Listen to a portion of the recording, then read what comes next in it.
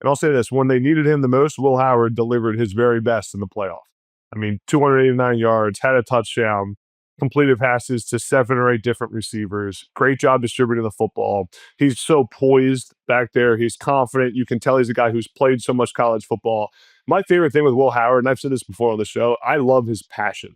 The one thing I hate to see lost in the transfer portal is the love for the place you're playing. And you can tell how much Will Howard loves Ohio State and his teammates by how he handles himself, on the sideline when he's talking to his guys.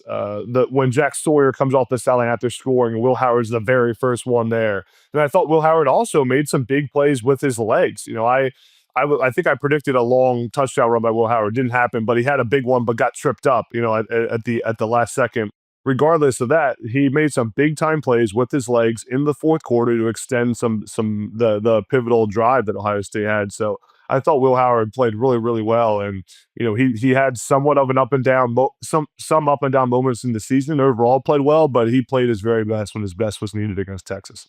Well, I think he also did a really smart job of one of the coach isms, but Nick Saban always told his Alabama guys, take what the defense will give you. Eventually, the defense will give you the game, right? Will Howard took what the defense was going to give him over and over. I mean, this Jeremiah Smith thing wasn't accidental. It's just when you've got great, and to your point, Adam, their second and third weapons would be number one guys on teams all over the country. When those guys are wide open underneath because of the way that they're playing Jeremiah Smith, all of a sudden, if you're a quarterback that's just willing to be patient, death by 1,000 cuts. I thought the best part of Will Howard's game, frankly, throughout the course of this, is that he was willing to just say, all right, this is open. We'll move forward 8 yards. Like those drives I referenced in the first quarter that were so successful were long drives with a lot of plays. Like this was kind of the opposite of Oregon. They weren't trying to pick up 30 yards of play. They're saying, hey, if you'll give me 7 yards with a great wide receiver, I'll take it. And we'll just go first down, second down, all the way down the field.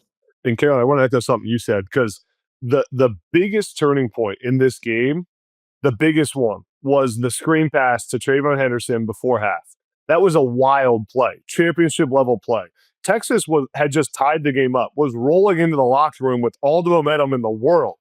And Ohio State rips a one-play, 75-yard drive, 75-yard slip screen, and called it at the perfect time. The corner blitz, they ran the screen pass right into a corner blitz. Could not have been called more perfectly. And then the coolest part was to see the Ohio State lineman running in space, getting some blocks on the perimeter down the field. That's a big man's dream when you can run and hit some corners and some safeties. So that play changed the game to me. That was where Ohio State really won the game. Can we also credit the fact that Will Howard had to wait just a split second to throw that ball? I was stunned. That meant that the offensive lineman had to wait. Like we see plays like that all the time. You get an illegal man downfield, right? Like an eligible receiver downfield. The lineman had to hold for an extra second before they released. I thought that was just perfect execution by the fat guys and by Will Howard. That was a brilliant play.